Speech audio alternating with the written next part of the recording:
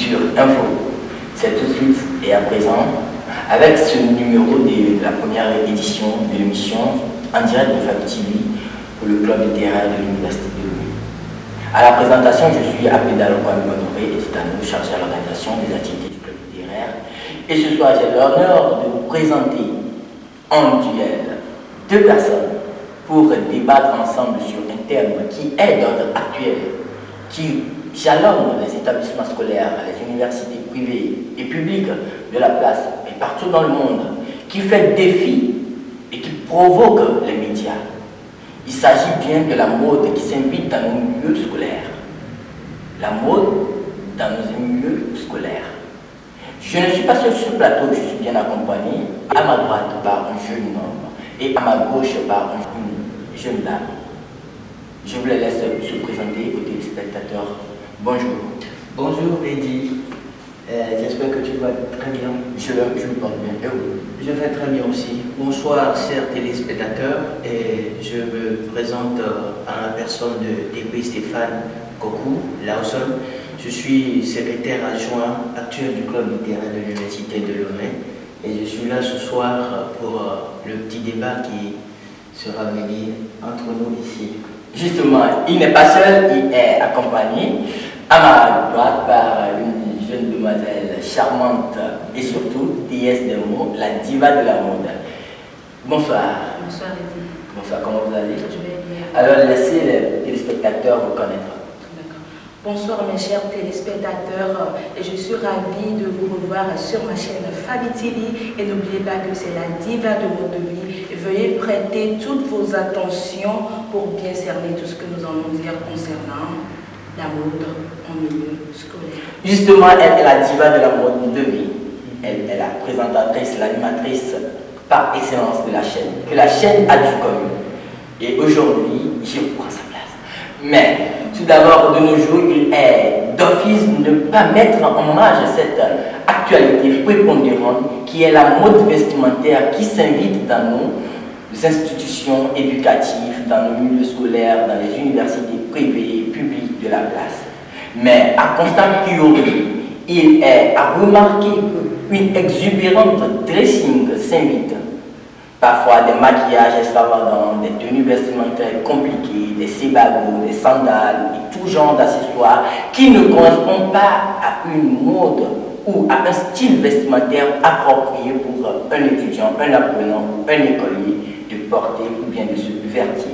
Justement, je ne suis pas seul, ils vont tour à tour démontrer par des questionnaires comment, pourquoi et comment stopper cela. Si c'est un fléau universel, si c'est un monde qui se change, si c'est cela la vraie mode de vie qui s'invite à nos quotidiens, c'est tout de suite et avec eux.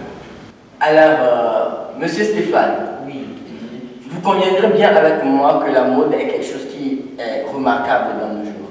Exactement. Alors, selon vous, dites-moi, quel est votre regard sur la mode en milieu scolaire? Je dirais que la mode en milieu scolaire maintenant a beaucoup plus évolué. Et l'on peut constater au niveau de l'habillement des jeunes frères et jeunes sœurs, tout a changé. Et quand tu rentres un peu dans la vie quotidienne, les gens disent souvent que Satan a commencé par coudre les habits et du coup le tout change. Voilà, c'est une comparaison qu'on a l'habitude de faire avec nos aïeux, nos ancêtres, nos aînés et la génération de maintenant. Alors, Fabi, Barbara, dites-moi, selon vous, pourquoi la mode s'invite maintenant dans nos milieux scolaires? Bien, pour commencer, nous devons savoir ce que c'est que la mode. Et oui, évidemment. La mode, je donne deux explications. La mode, c'est une manière passagère de penser, d'agir, de vivre liée à une époque donnée. Et là, je peux parler de la mode de vie. En deuxième position, la mode est une manière particulière de s'habiller conformément au goût d'une certaine société. Aujourd'hui, je constate que la mode n'est pas respectée en milieu éducatif. Je viens de le dire que vous devez vous habiller conformément au goût d'une certaine société. Donc je m'arrête là. Oui, justement, dans vos propos, j'ai eu à retenir quelques mots qui ont attiré mon attention.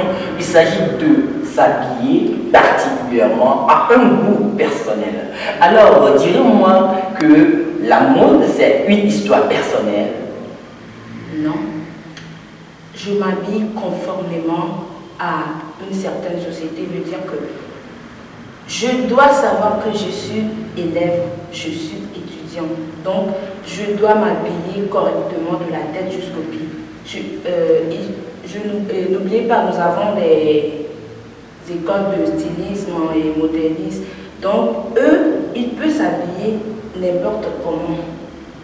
Mais nous, qui sommes des apprenants, des élèves, des étudiants, vous devez vous mettre dans les peaux des étudiants, dans les peaux des élèves. Voilà, excepté ce module ou bien cette agglomération d'étudiants, nous pourrons toucher les écoles privées, les écoles publiques et laïques de la place qui se couvrent des uniformes qui correspondent à une qualité qui regroupe entièrement les élèves ou les apprenants de cet établissement-là. Alors, monsieur Stéphane, dites-moi, est-ce qu'il est d'office d'accepter que les élèves s'habillent en uniforme totalement qui correspond ou qui qualifie ou bien qui distingue ces élèves-là des autres écoliers ou des autres établissements? Merci Eddy. Je trouve ça super, c'est bien, et parce que c'est une école, et privée d'ailleurs, donc ils ont leur uniforme et le tout doit se conformer à cet uniforme. Mais au même moment, lorsque nous revenons au niveau de la mode, là, il y a des stylistes qui créent des modèles et autres. Mais avec l'uniforme, voilà, tu peux toutefois refaire ton uniforme sur cette mode-là et voilà, tu es à la page. Justement, il y a certains élèves, certaines filles, la plupart, c'est les filles qu'on a l'habitude de voir avec des fentes parallèles à leurs vêtements, des fermetures d'aggradation, des boutons parallélépèdes. Non, et on s'enterre pour beaucoup de choses. Mais à vue, est-ce que c'est bon, selon vous? Est-ce que ça qualifie, ça donne ce titre-là d'apprenant ou de quelqu'un qui cherche à réussir dans la vie, de coudre des uniformes ou bien des uniformes vestimentaires? Non mais attendez, s'il vous plaît. La mode n'a rien à voir sur la réussite de la vie de ces écoliers-là, moi je peux dire. Parce qu'ils s'habillent seulement pour aller à l'école, mais tout en mettant en valeur ce que quelqu'un a créé, vous comprenez un peu. Donc quelqu'un a créé ce modèle, elle s'habille ou il s'habille sur ce modèle et ça fait du buzz, vous voyez. Comme si on peut dire je vais à l'église, mais c'est le cœur qui parle. Voilà, ça fait du buzz, un mot qui attire l'attention. Mais Madame Fadi, vous conviendrez bien avec moi que cette dépravation-là des vestimentaires ont des conséquences sur l'avenir de ces apprenants? Oui, évidemment. Alors, parlez-nous-en. Si vraiment cette mode-là, cette manière de se vertir différemment de ce que la norme classique ou la norme, comment dirais-je, obligatoire nous dit de faire, puisque un homme, dans son élégance, a le droit de se vertir correctement, avec des boutons bien serrés, bien noués, bien dédentés, et mais on voit que nos jeunes d'aujourd'hui, c'est des pantalons tuyaux, bien cintrés, avec des fermetures, ou même des fois pour porter ces pantalons-là, ils sont obligés de mettre des sachets aux pieds, ou des chaussettes, en nylon bien sûr, pour pouvoir faire passer les pieds. Mais dites-nous, est-ce que cette dépravation-là n'a pas de conséquences sur leur avenir en tant que des apprenants? Oui, je viens de le dire que je dois me mettre dans la peau d'une élève ou d'un apprenant. Pourquoi? Souvent, ce sont les filles qui sont victimes. Elles sont vraiment victimes. Parce que du moment où les filles s'habillent avec une extravagance, elles sont exposées à toutes sortes de dangers. Justement. Et là, prenons un exemple. Je prends un exemple de 5 filles. Imaginez, il y a 3 filles qui s'habillent correctement, bien, les cheveux bien taillés, les ongles bien taillés, les rouges à lèvres, les cils. Et il y a 2 d'entre elles qui n'arrivent pas à s'habiller. automatiquement, elles ont des idées qui leur parviennent et là, elles iront chercher à être comme ceux-là parce que c'est une compagnie. Il y a d'autres filles, elles sont là quand ils ont des TD, elles sont là, disent bon, Adjo, je porte cette tenue demain. Toi, tu portes quelle tenue? Je me demande, est-ce que c'est une école ça? Justement, diront-on que la mauvaise compagnie corrompt les bons mœurs. Oui, il y a le suivisme aussi. Voilà, voilà. Donc, selon vous, monsieur Stéphane, dites-moi, selon vous, si je m'habille à ma manière, est-ce que cela doit te pousser aussi à t'habiller comme moi? Non, mais ça dépend. Sachant bien que la manière dont je me vêtis n'est pas bien. Bon, toutes ces choses-là sont des choses à mettre à part. Vous savez, c'est la jeunesse. Hein. Et ce que nos parents ont porté dans l'ancien temps, tout ça, ça a changé maintenant. Hein. Donc, si quelqu'un s'habille d'une façon extravagante, bon, comme vous le dites, moi je ne trouve pas ça d'extravagant, hein, parce que c'est très bien taillé, ça te sied très bien. Mais pourquoi ne pas imiter? C'est la vôtre. Vous passez et vous avez la lumière du projecteur sur vous. Voilà, vous êtes à la mode. Voilà, la lumière du projecteur sur vous. Voilà. Ce qui vous dit que vous êtes automatiquement identifié dans votre milieu, dans votre société, dans votre entourage. Et tout le monde porte son regard sur vous. Ou bien Fabien, dites-moi, est-ce que toi-même tu seras à l'aise de voir que tu t'es habillé, pas comme il le faut, mais comme tu le veux, et que en pensant, tout le monde a le regard braqué sur toi, comme un projecteur? Dites-moi, est-ce que cela vous plaira? Un nom catégorique, j'espère. Pardon? Un nom catégorique, j'espère. Oui, un nom catégorique, puisque je viens de lui dire que si vous vous habillez avec une extravagance, vous êtes déjà exposé à toutes sortes de dangers. Voilà. Et je n'oublie pas les garçons. Hein. Il y a des garçons qui viennent à l'école avec des coupes vraiment... Voilà. Je ne sais même pas avec quel mot les qualifier. Justement, j'en ai rencontré un sur l'université de Lomé. Il y avait un jeune garçon d'ailleurs, qui, avec sa compagnie, était sage, disait-on, mais avec une coupe de cheveux pas vraiment à la normale. Un garçon qui a fait des traits bien colorés, il disait des teintes, qui s'est fait sermonner par les coupures, les corps habillés de l'université de Lomé. Parce que, quelle était sa faute? Nul ne le savait. Mais juste avec sa posture vestimentaire, il était considéré comme un agent menaçant l'intégrité ou bien l'inquiétude de la société. Voilà, il y a des risques auxquels cette personne qui se vêtit et débroyée sont exposées à la société. Et mais vous n'allez pas me dire que toi qui s'habille avec des coupes bizarres, des postures vestimentaires bizarres, des pantalons designés, déchirés, débraillés, et que tu te promènes dans la rue, il serait facile, tu te sentiras à l'aise de passer, et que sans que les brigands, sans que les voyous, sans que les bandits n'aient posé regard sur toi. Bon ben, si quelqu'un cherche à poser ses regards sur moi, cela le fait de son affaire.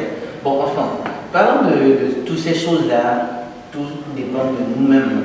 Si tu trouves cette mode blanche pour toi, ben, vas-y. Et nous parlons de liberté d'expression. On ne s'exprime pas ce que nous portons en fait. Donc, laissez les jeunes porter ce qu'ils veulent. Et si toi-même tu sais que tu auras les regards posés sur toi et tu te sens à l'aise, ça passe. Mais moi, bon, je m'habille très bien. Pour moi, je m'habille très bien. Les regards sont sur moi. Je suis à l'aise comme ça. Je peux vous le dire. Là, vous avez dit, je m'habille très bien. Est-ce que cela, on peut le qualifier d'un habillement très bien? Écoutez, il y a des tailleurs, des modélistes qui sont là jour et nuit pour créer les modèles. Mais vous voulez que ce soit qui pour porter ces modèles-là? Les animaux? Non. C'est le moment de faire une publicité. Voilà, ou bien de faire valoir ce qu'elles ont créé, ces modélistes-là. Donc si je m'en tiens à votre opinion, si je m'en tiens à votre pensée et d'affirmation, vous voulez dire à qui la faute? Bon, mais je ne donne pas la faute à qui que ce soit. Mais puisque vous inversez les stylistes d'avoir créé des modes qui ne sont pas conformes aux exigences de la loi, ou disons, qui ne vont pas avec la norme esthétique ou éthique sociale, Puisque ces personnes-là sont déjà marginalisées, ou sont déjà des regards malveillants sont braqués sur eux. Alors on peut dire que ces stylistes-là, ces top modélistes-là, ont déjà crimé ou bien coupables, sont déjà connus comme des coupables de ce qui se passe. Enfin, je les accuse pas, s'il vous plaît. Parce que la personne qui a créé WhatsApp, par exemple, ne vous a pas empêché de l'utiliser. Non, n'allez pas dans ce domaine. WhatsApp est un réseau, ici on est exactement, dans le monde. Mais eux, ils sont là, ils sont en train de travailler pour vous faire sortir ces choses-là. Hein. Et ils ont fait sortir. Comment on peut le dire, le Chinois a créé un véhicule. Tu vas refuser de l'acheter? Non. Mais il faut voir l'évolution de la vie. Hein. Là où nous en sommes là maintenant, je ne peux plus porter de pantalon bas. Quand tu portes ça aussi, on se moquera de toi. Et quand tu es à la mode, voilà, il n'y a pas de souci. Alors, il s'en tient toujours à son opinion, il s'en tient toujours à ses dires, à ses propos, à ses argumentaires. Bien sûr, fort probable que c'est solide, mais on laisse ce mot à qui la faute, à tous nos téléspectateurs. Mais avant de vous quitter, j'aimerais, Fanny, quel est votre conseil? Un conseil pour un jeune, demoiselle ou garçon qui nous suit actuellement. Quel est votre conseil? Un mot pour ce garçon-là qui s'habille, qui se dresse, pas comme vous le voulez, mais comme lui il veut et comme il le trouve bien. À ce niveau, je m'adresse aux parents, premièrement, parce que nos parents sont nos premiers éducateurs. Voilà. Je m'adresse également aux enseignants. Déjà, l'enfant porte ça pour sortir de la maison.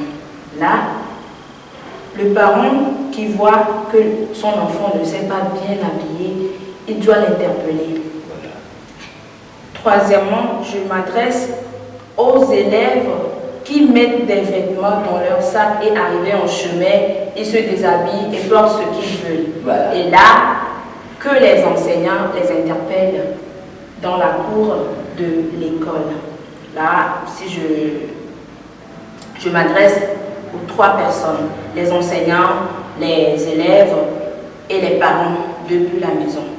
Et maintenant, que les élèves soient conscients, que nos apprenants soient conscients qu'ils cherchent quelque chose, qu'ils sont la relève de demain. Voilà, et Fano, quel est votre point de vue final pour ces apprenants qui se dressent comme vous le souhaitez d'ailleurs, puisque pour vous la mode est quelque chose qu'il faut suivre, qu'il faut vivre et qu'il faut surtout prêter attention, Oui. même si cela n'est pas le cas. Oui, pour moi, bon, j'encourage toute personne qui veut être à la mode. Ils ont libre choix de porter ce qu'ils veulent. Laisser nos enfants être épanouis, vivre tranquillement, mais seulement qu'ils n'aillent pas avec exagération, je veux dire. Voilà, un terme qui attire notre attention, l'exagération.